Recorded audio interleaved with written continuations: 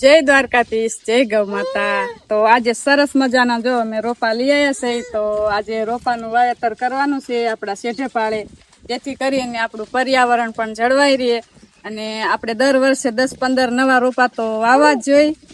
तो आ रोपा छे बधा जो जामफળી छे, दायणमड़ी छे अने जासूद छे अने आ छे शीशम छे अने वांस छे, લીંબુડી छे, करमदा छे। तो एवा बधा सरस मजाना रोपा आवी गया छे।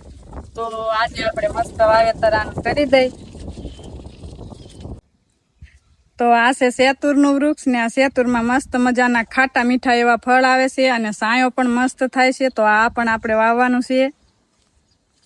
તો આ છે સરસ મજાનો ઉમરો। તો આપણે ઉમરો પણ વાવવાનો છે।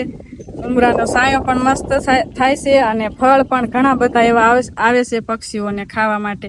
તો આપણે ઉમરો પણ વાવી દઈ।